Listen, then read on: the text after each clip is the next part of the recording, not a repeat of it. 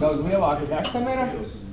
Un te jau ir aizsardzība, ka jūs nevarat atvērt, kad viņš kurās. Viņam uzreiz nostrādā aizsardzība, ja kāds no durvīm ir vaļā, viņš aptur katlu. Viņā iekšā ir sūknis, izplešanās trauks. Внутри у него встроен насос, расширительный бак. Сливной кран даже есть. И сливной кран. Ну, вообще себя уважающие мужики всегда на котле делают сливной. Un tā grupa tad ir šeit. Nu labi, pēc tam tu stāstīsies tūko. Drošības grupa. Jā. Jā, šitas tāpat kā tie katli arī ir, kur ir siltumainis. Un te jau viņš jau smagāks, jau var just, ka viņš jau... Это теплообменник тоже с турбулентными трубами. Jā. Te ir tāds pats bunkuriņš. Bunkurs для granulu. Jā, viņš ir maziņš, bet viņam var pielikt klāt papildus šneku, kurš baro viņu. Можно, он маленький, но можно поставить рядом гранульный бункер. Эту вырезаем и ставим здесь шнек, который гранульный бункер будет подавать. Tāpēc, ka viņam iekšā reku tur ir devējs, tur var redzēt devēju, kurš nosaka, cik ir granulu daudzums. Reku, tu tas melnās punktiņš redzi? Tur, pa vidiņu. Pie sienas šitās, skaties, uz skrūvīti. Jā. Redzi, tur ir devējs, kas nosaka, cik, kad viņam vajag bērt klāt. Здесь внутри датчик, который определяет, сколько находится гранул в бункуре. Nu, tad var iztaisīt tā, ja pieliek to papildus bunkuru un pieliek to šneku klāt, ja šitas te redz, kad viņas ir maz, viņš ieslēdz iekšā un ieber iekšā jau automātikā. Значит, если там он определяет, что мало гранул в нем, да, то он будет включать шнеки, он сам засыпет гранулы. Un sam себя будет подпитывать. Bet tas ir kaut kāda papildus iekārta vajadzīga, tas ir saistīts, lai... Reku tur bunkurs un reku šneks, jā.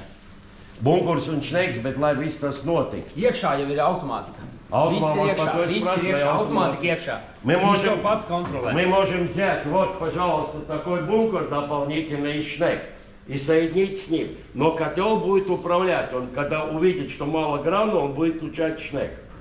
Un sameta, jā, zapaļņai. Un tāpat arī, kad granulas beidzās, viņš izmet kļūdu, kad ir beigušās granulas, tur neko nedara, vienkārši ieber maisu un viņš pats startējas iekšā, jo viņš redz, kad ir granulas un viņš uzreiz sāk darbību.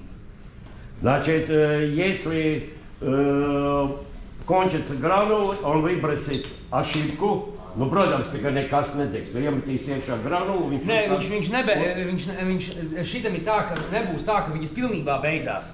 Viņš paies zem tā, un viņš pateiks, nav granulu, un apturēs pats sevi godīgi, pabeigs darbību, un parādīs, ka pieberēt granulas. Un tikko tu piebērsi, viņš pats startēsies iekšā. Nebūs tā, ka viņš sev izsūt sausu un beidz degt dēļ tā, ka vienkārši nav kam degt vairs. Ja? Viņam sensors tad iekšā. Jā, viņam reku sensors. Nākiet apskatēt, nākiet tuvāk, ko jūs pastāvat kā pa gabalu.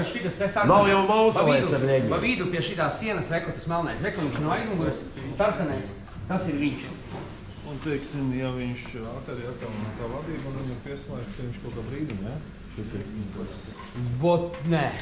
Diemžēl nē. Dod ar RTB. Tie tev brītuņās. Tie tev e-pasta sūtīs, cik vien tu vēlies, jā. Iekšā viņam ir boilera vadība. Viss jau automātika ir iekšā. Pieslēdzat tik sūkni vai 3 gaitu svārstu, servo izpildu mehānismu, jā. Un to jau viņš visu jau dara pats jau. Pagāja tagad vēlreiz. Iekšā viņam ir, ko tas nozīmē? Tāds cirkulācijas sūknis viņam bija iekšā. Savs, jā, viens cirkulācijas sūknis, pamatsūknis, viņam ir iekšā reku vilo, reku var redzēt viņu. Основной циркуляционный насос там стоит внутри. Tas iznāk tā, ka no šeit ir, laikam šitam jau, vai pa tām trubām mēs tev paptēju, laikam ir tā, ka ir tomēr ir viena cilpa, kas aiziet uz boileru sildīšanu, uz mēviku. Un viņš pārslēdzās, tad sūknis pārslēgsies uz boileru sildīšanu un pārslēgsies uz apkuri. Viņam ir aizmugurē tas, kam ir domā, nu labi, šitie ir apkurs подача обратка. Jā. А этот уже с встроенным бойлером внизу. Jā, tad to līdz tam mēs tiksim. Nē, bet teiksim tā, kā viņš pārslēdzās. Kā viņš pārslēdzās, viņam ir prioritāte. Nu kā, tu pieliec klāt pie viņa servo motoru, 3 gaitu svārstu vai sūkni. Nu, bet tur iekšā ir, tur ir vārsts. Nē. Pārslēdzēja vārstu ir jāliek atsevišķi. Jāliek atsevišķi. tev pašam jāuzliek, bet automātika, kas vada jau viņā ir iekšā. Pārslēdzēja vārds ir pašam jāuzliek. Jā. Un mazajā lokā uz boileri tev jāuzliek pašam elektroservomotors vai sūknis ar pretvārstu, ja? Bet palaidīs viņu viņš, kad vajadzēs. Viņš kontrolēs to, cik ir temperatūra boilerī un kad to startēt iekšā. Prioritāte ūdens, bet to var pārlikt, delta to arī var pārlikt. Jā, to var regulēt. Tad tu saki, ka vienkārši viņam liek trīsvirzienu vārds ar servomotoru. Jā. Parasto trīsvirzienu vārds ar servomotoru. Parasto pārslēdzēju. Jā. Honeywell pārslēdzēju vārds. Es saku, ja trīsvirzienu vārds, tad pārslēdzēju vārds. Jā. Jo, ja tam kamīnam centrāla apkuras iekšā automātika nebija, ka visa automātika bija jāliek klāt, tad šitam automātikai ir tev tikai jāuzliek ir izpildu mehānismi, kas to izdara, bet viņš viņus kontrolē. Tā. Tas ir sarežģīti. Tas nav sarežģīts. Tagad tā. Te ir tātad padeve atpakaļgaita, kas te vēl vienojās klāt. Ka šitie te pa galiem visi ir izlaišana, drošības vārsts. Dēsotais kaut kur. Rekur. Es saku kaut kur. Jā, tur. Un tā, te ir telpas devējs, lai iekšā vairs nav jālien, un kas te vēl mums bija? Un termos, un ka boilerim arī devējs. Lai tev nav iekšā jālien pie smadzenēm, tad tu devējs jau var pieslēgt jau šeit uzreiz. Котлу температурные датчики помещения можно подключить здесь, чтобы не надо было ничего там открывать. Jo te viņam ir pats vadības bloks, te ir drošības termostati. Ir aiztaisīti, lai mazuļi... Jā, mjortvais.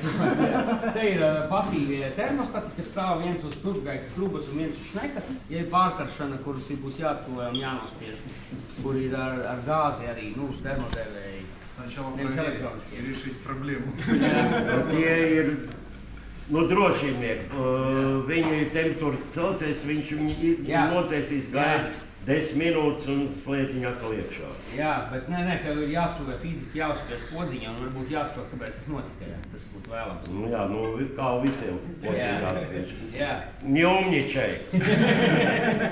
Jā, un šneku var pielikt no abām pusēm. Reku otrā pusē arī tā servo cauruma. Šneku можно с двух сторон поставить. Jā, kura jums ir ērtāk, jā, lai jums nav tā, ka vienā pusē viss. Un kas ir ar mazo cilpu? Viņam nevajag. Viss ir iekšā, viņu aizsargā. Mazā cilpa viņam nav vajadzīga. Kādā veidā viņš ir uztaisīts, tad tā mazā cilpa? Ar sūkni viņš jau pats sev aizsargā. Viņš redz turpgaitu un atpakaļgaitu un tā viņš sev aizsargā. Tu nezini, kā tur iekšā.